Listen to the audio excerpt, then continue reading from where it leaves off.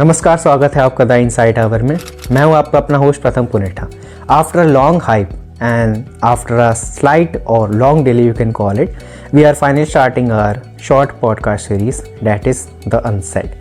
The unsaid के first episode में आज हमारे साथ हैं doctor Kavya Chandel ma'am, environmental law की क्रेडिबल आवाज़। डॉक्टर चंडेल एक इंटरनेशनली पब्लिश्ड रिसर्चर हैं जिन्होंने मल्टीपल नेशनल और इंटरनेशनल कॉन्फ्रेंसेस को मॉडरेट किया है और अपने रिसर्च पेपर नेशनल प्लेटफॉर्म्स पे प्रेजेंट किए हैं। उन्होंने लॉ ऑक्टोपस और टीवी इंडिया यानी इंडिया टीवी जैसे प्लेटफॉर्म्स पे इंटरव्यू भी किया है। साथ ही वो अपना पॉडकास्ट लीगल फ्रीडम की होस्ट है। आज के इस पॉडकास्ट में हमने दो मेजर चीज़ से कवर करी है। फर्स्ट, हिरोशिमा नागासाकी बॉम्बिंग और भोपाल गैस ट्रेजेडी में क्या कंपैरिजन हो सकता है। टाइमलाइन के फ़र्क के बावजूद इंडिया इतना पीछे क्यों था मेडिकल असिस्टेंस और बाकी स्टेटहुड असिस्टेंस के प्रोवाइडिंग के लिए। और दूसरी, गाज़ा या इज़राइल पैलेस्तीन वॉर कहें और उसी के साथ रशिया यूक्रेन वॉर या फिर आज तक जितनी भी वॉर हुई हैं, क्या उसका इन्वायरमेंट में और आम जनता पे सही पे असर पड़ा है। ये दोनों चीज़ कवर करके हमने आज के फर्दर एपिसोड को आपके लिए यूट्यूब पे डाला है।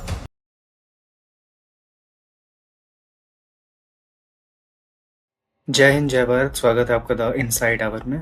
मैं हूं आपके साथ आपका अपना होस्ट प्रथम पुनेठा और आज हमारे साथ जुड़े हैं हमारे guest of the podcast, first episode of the podcast the unsaid series, doctor Kavya Chandel ma'am. So बिना कुछ देरी के हम आते हैं अपने फर्स्ट सवाल पे। मैम, पहला सवाल मेरा as a speaker and as the host of the insight hour ये है कि अगर हम कंपेयर करें भोपाल 1984 गैस ट्रेजेडी को और सेम उसको कंपेयर करें हिरोशिमा नागासाकी बॉम्बिंग से, जो यूएसए द्वारा सेकेंड वर्ल्ड वॉर में कराई गई थी और जिसके द्वारा ही हमारी वर्ल्ड वॉर सेकेंड एंड हुई 1945 में, तो ऐसे क्या इंस्टीट्यूशनल, मेडिकल और एडमिनिस्ट्रेटिव फैक्टर्स हैं that explain the stark difference in post disaster response despite India having such a much later timeline and access to the global knowledge? Challenges which were faced during that point of time were सबसे major challenge during the war, because US उस time पे actually US has detonated the war bombings in Hiroshima and Nagasaki. उस time पे major concern US का यही था that everything needs to be destroyed. Whereas Bhopal gas tragedy की जब हम बात करते हैं इस पर्टिकुलर सिनेरियो में, there was a leakage of methyl isocyanate gas that has caused lot many civilian deaths and उसके इम्पैक्ट्स हम आज की भी दौरान देखते हैं और इस चीज़ को हम समझते हैं कि what ever has happened, it has happened because of the human error. और जब हम ह्यूमन एरर की बात करते हैं तो एक बहुत ही अच्छी डेफिनेशन दी गई है by Gordon, interaction between the human and machine which includes certain factors such as decision making, resource allocation, learning and communication. Yeah. There can be certain challenges which are, I am very sure, which had been faced, and the research has also stated there has been various research which has made by the various institutions during the Bhopal gas tragedy timeline also and Hiroshima Nagasaki timeline also. The first thing which I personally wanted to point out that Hiroshima Nagasaki का जितना भी massive deaths हुए हैं that has been caused by the radiation, and their major impact was to ensure that military objectives and military certainty was the main thing. Okay, जब हम compare करते हैं इसको भोपाल गैस ट्रेजेडी केस से, जो कि काफ़ी सालों के बाद हुआ, in the Bhopal gas tragedy case itself वहाँ पे जो लीकेज था गैस का, that has not only caused the lives of civilian deaths but it has also insured that doctors भी इस चीज़ को नहीं समझ पाए कि जो आफ्टर इम्पैक्ट थे लोगों के बीच में अभी भी वो चल रहे हैं, be it in the context of respiration diseases, be it in the context of chronic diseases which has been happening all throughout the years. जब हम भोपाल गैस ट्रेजेडी की बात करते हैं, it was purely related to the industrial warfare, whereas it is the impact of industrial threat, whereas the warfare which has been associated with only with Hiroshima Nagasaki. Okay, so it is one is related with industry and the other one is related with the warfare.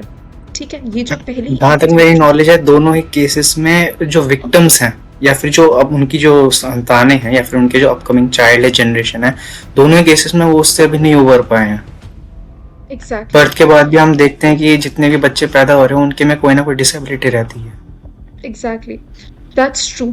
जब हम Bhopal gas tragedy की बात करते हैं, Bhopal gas tragedy में there has been females who has been severely affected, and the childs born out of them, they have faced so many disabilities.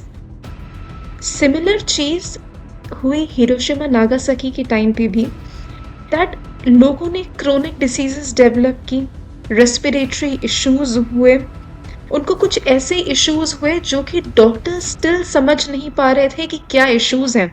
It was still very difficult to actually figure it out. जब हम Bhopal gas tragedy की बात करते हैं, it was solely the corporate accountability. Okay, जब हम Hiroshima Nagasaki की बात करते हैं, it was a war time necessity for the US. When the US has detonated the war bombings on the Hiroshima and Nagasaki, it was purely the cause of it. Institutional factors जो कि बहुत important major factor arise हो सकता है, that is the Union Carbide always prioritized profit. उनका major concern profit पे था। जी, ह्यूमन एरर हुआ, डिफॉल्ट हुई, लीकेज हुआ गैस का, that becomes very very secondary in that context. Whereas जब हम हिरोशिमा नागासाकी की पर्टिकुलरली इस कॉन्टेक्स्ट में बात करते हैं, there was the immediate that was a time there was an immediate focus on military objectives, on the military certainty. Also there were certain factors such as cost cutting is one such the example which I want to cite specifically in the context to Bhopal gas tragedy. जितने भी equipments थे that are not properly maintained, जो कि proper maintenance requirement मांगती थी उस time पे, कि अगर कोई भी लीकेज हो रहा है तो वो लीकेज नहीं होना चाहिए। Okay, yes, over to you. अगला सवाल जो रहेगा, विक्टिम्स को जो कंपनसेशन मिला, क्या वो प्रोपोर्शनल था डैमेज के साथ, specially considering the genetic disorders या फिर birth defects? Yes, that's a very interesting question. As a human being, as a source of mankind, ये कभी भी चीज़ें appropriate नहीं कही जा सकती, because when you compare somebody's life, somebody's disabilities, suffering, you cannot say that हमेशा जो compensation मिलता है वो इक्विवेलेंट रहता है। ह्यूमन लाइफ के आगे कोई भी कॉम्पेंसेशन इक्विवेलेंट नहीं है, बिकॉज हर इंसान के लिए एक एम्पैथी, एनवायरमेंट से रिलेटेड डेवलप करना, एनवायरमेंट के लिए एम्पैथी रखना, ये बहुत ही इंपॉर्टेंट है।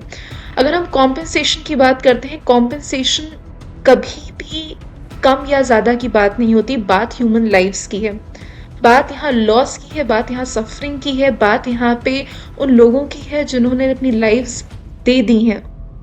इतने बड़े इंसिडेंट अकर हुआ, and that has shook the world. The civilian deaths, the massive deaths have actually shook the world, because हम इसके सिनेरियोज आज के टाइम तक देख रहे हैं कि the people who have been born out of during that point of time they have been born, and till now we are able to see those deficiencies in those children. साथ में अगर भोपाल के gas tragedy की बात करें तो उससे पहले हमारे गवर्नमेंट के पास या फिर हमारी जो सरकार है, एडमिनिस्ट्रेशन है, उसके पास कोई ऐसा एक्ट नहीं था। लेकिन भोपाल के बाद ही पब्लिक लायबिलिटी इंश्योरेंस एक्ट और इन्वायरमेंटल प्रोटेक्शन जैसे लॉज आए। पर क्या रियल लॉस जो हैं, जैसे ये लॉस जो हैं, डिफरेंस क्रिएट कर पाए या फिर सिर्फ एक सिंबॉलिक रिफॉर्म्स रहे हैं अभी तक? प्रथम, इसको सिंबॉलिक रिफॉर्म्स नहीं कह सकते, because government is still now bringing so many changes when it comes to legislatures. हमारे पास स्ट्रिंजेंट लॉज की अभी भी उतनी कमी है, बट हम ये नहीं कह सकते उतनी ही कमी है जितनी पहले की कमी थी, because environmental impact assessment is one such assessment कि जब भी कोई इंडस्ट्रीज इस्टेब्लिश की जाएंगी, हम EIA के नॉर्म्स को फर्स्ट ऑफ ऑल चेक करेंगे, EIA एनवायरमेंटल इम्पैक्ट असेसमेंट किया जाएगा, विजिलेंस होगा, मॉनिटरिंग होगी कि कभी भी कोई भी इंडस्ट्री इस्टेब्लिश की जा रही है, that has to be established free from any kind of environmental impact और हजार्ड्स, सो दैट कोई भी कैटास्ट्रॉफिक डैमेज नहीं होना चाहिए। बिकॉज कैटास्ट्रॉफिक डैमेज की हमने, चाहे चेर्नोबिल डिजास्टर हो, चाहे भोपाल गैस ट्रेजेडी हो, चाहे ग्लोबल लेवल पे हिरोशिमा नागासाकी हो, हमने एक सीरीज ऑफ इंसिडेंट्स देखे हैं and we have learn by those incidents, and human life can not be put at stake. Okay, so in that context, if you're talking about the legislations and laws, we are still on the verge of the improvisation, but we have come way far from whatever has happened previously. दर्शकों, ma'am चाहे कहना ना चाहे या फिर as academician वो नहीं कह सकती, लेकिन एक छोटी सी लाइन में ऐड करना चाहूंगा कि जब दुनिया के पास चेर्नोबिल और हिरोशिमा जैसा एग्जाम्पल थे, तो इंडिया भोपाल से पहले इंडस्ट्रियल डिजास्टर प्रिपेयर्डनेस में फेल इसलिए भी रहा बिकॉज ऑफ द करप्शन। हमने देखा कि मैम ने जैसे अभी बताया कि इतने रिफॉर्म्स आने के बावजूद और इतनी प्रिपेयर्डनेस होनी चाहिए थी उस समय कि अगर आप कोई ऐसी बड़ी फैसिलिटी जो आपके पास पहले नहीं थी, union carbide was not available, या फिर उससे जैसी कोई इंडस्ट्रियल एक्टिविटी पहले इंडिया में नहीं थी उतने बड़े लेवल पे, लेकिन जो डिजास्टर आया उसकी ये जो एक और जो हमारा कॉन्सिक्वेंस है वो ये है कि करप्शन की वजह से। Thank you ma'am for this question.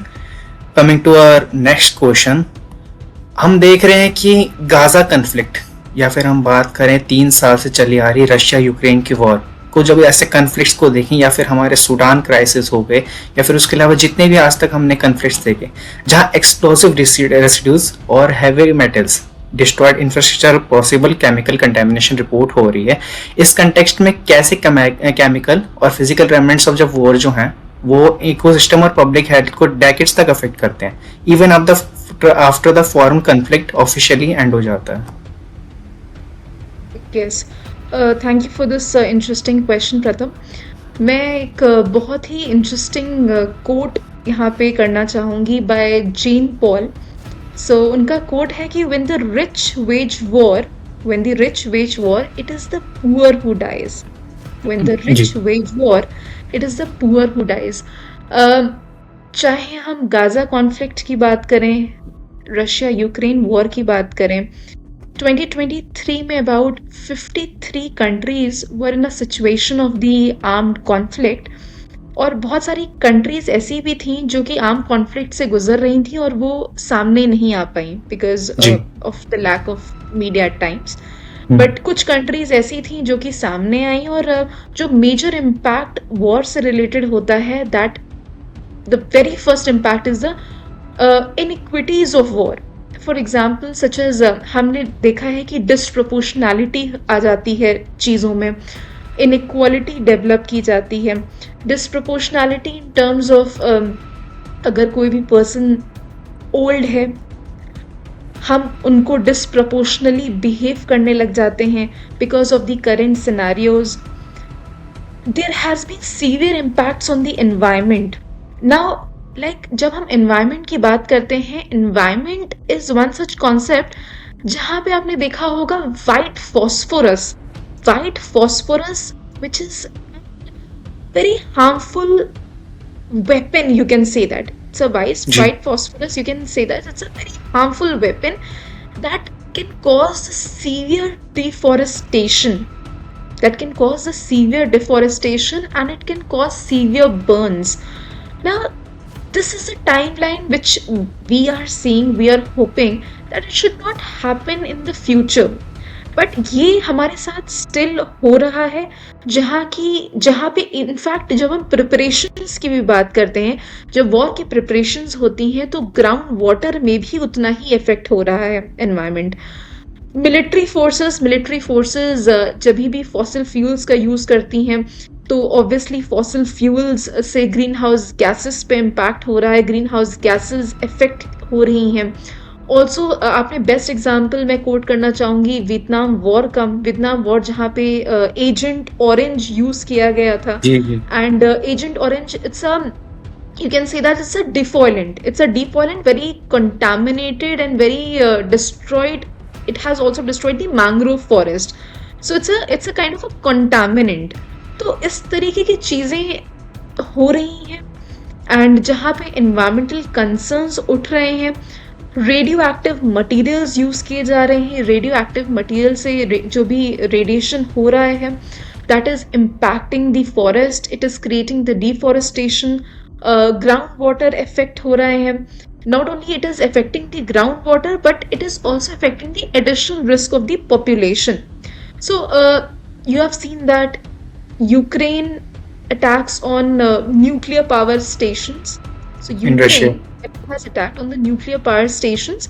It has represented almost exposure to ionizing radiation. I think because of the radiation and harmful effluents, the chemical effluents are impacting the war. The environment is also getting affected because of the war. Okay. The second or the third element which is always there, that is the malnutrition. Malnutrition की जब हम बात करते हैं तो malnutrition से ना कि सिर्फ बच्चे इफेक्ट हो रहे हैं बल्कि बड़े और बुजुर्ग भी इफेक्ट हो रहे हैं. ओके. माल न्यूट्रिशन को आप इससे कैसे कंपेयर कर, मतलब इससे कैसे कोरिलेट कर सकते हैं एक्सप्लोसिव से? हाँ, जैसे फॉर एग्जांपल वॉर का टाइम होता है और उस टाइम फूड प्रोडक्शन की कमी आने लगती है. In that case. एंड जब फूड प्रोडक्शन की कमी आ रही है तो ऑब्वियसली प्रोडक्शन कम होगा, मैन्युफैक्चरिंग कम होगी and automatically it will affect the children, the people around the particular country जहाँ पे वो लोग रह रहे हैं. और हमने ये बेस्ट एग्जांपल देखा है येमेन सिविल वॉर के दौरान, जहाँ पे माल नरिशमेंट से लोग इफेक्ट हुए, बच्चे इफेक्ट हुए, बुजुर्ग इफेक्ट हुए, जहाँ से सिचुएशन और भी वर्स्ट हुई. Okay.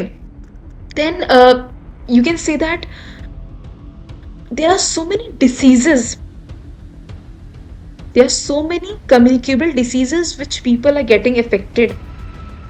So best example is that during the Yemen civil war, जहाँ पे लोगों ने chronic disease उनके अंदर डेवलप हुई, chronic disease डेवलप हुई, लोग affect होने लगे एंड उनमें respiratory diseases डेवलप होने लगी. Okay, and that is also the cause of the war, because जहाँ पे वाटर सप्लाई जो कि प्रॉपरली मिलनी चाहिए थी वो वाटर सप्लाई मिली नहीं. उस दौरान लोगों का जो रुझान था वो सर्वाइवल के ऊपर ज्यादा आ गया. Okay. To combat for their own rights, obviously they were fighting for their own rights, but here survival becomes a very first question.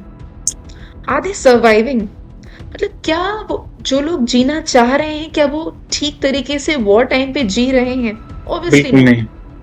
खासकर इसका बेस्ट एग्जांपल देख, कम्युनिकेबल डिसीजेस, जब आपको वाटर आपका लॉक हो जाएगा, आपको प्रॉपर ड्रेनेज फैसिलिटी नहीं मिलेगी, तो ऑब्वियसली जो भी आपको सैनिटेशन के लिए, हाइजीन के लिए जो वाटर आपको प्रोवाइड किया जा रहा है, it is not a proper quality of water which you are getting, right? Then during the Yemen civil war, there was cholera, there was respiratory issues which has been developed, mental disorders, neurological disorders, depression. ये ऐसी चुनौतियां हैं जहां पे लोगों ने सफर किया, लोगों ने उस चीज को झेला, जूझे और कॉम्बैट भी किया, आई वुड से. ओके. बिकॉज ये बहुत ही सेंसिटिव टाइम होता है. कभी भी किसी कंट्री में वॉर है, उस टाइम वहाँ के लोग इन सारी ही चीज़ों से जूझते हैं. Okay. It is not only one particular thing, बल्कि ऐसी बहुत सारी हज़ारों चीज़ें हैं जहाँ पे वो लोग जूझ रहे हैं इस चीज़ से. चाहे न्यूक्लियर वेपन्स हो, nuclear weapons automatically cause a radiation and that radiation is affecting the people around them. Okay. The communicable diseases are getting developed, the chronic diseases are getting developed, the radiation is getting developed. Okay. So I must say that जो Jean Paul का quote था कि when the rich wage war it is the poor who actually dies. So I would say that ये काफ़ी हद तक सही है, बिकॉज लोगों की सफरिंग भले ही वो एनवायरमेंटल हो, मेंटल हो, न्यूरोलॉजिकल डिसऑर्डर हो, उनके कंसर्न्स हमेशा से जारी हैं. Over to you.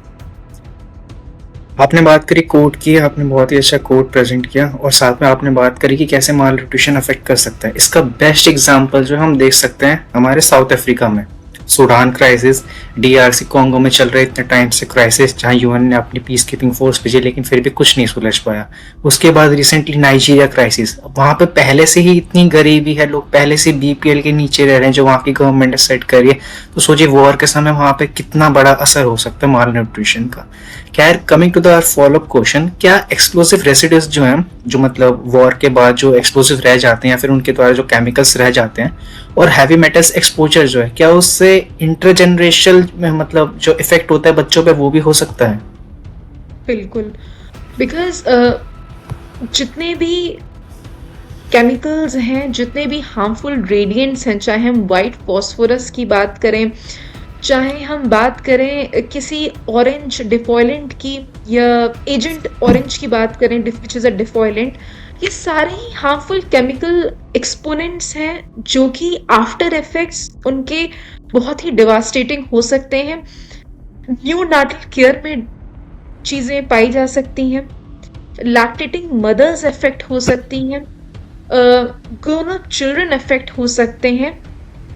ये सारे ही आफ्टर मैथ या आफ्टर इफेक्ट्स आप देख सकते हैं. और also there are many studies which has actually proved कि चाहे न्यू नाटल केयर की बात करें, चाहे हम लैक्टेटिंग मदर की बात करें, ये सारे ही इश्यूज डेवलप होते हैं after math of the war.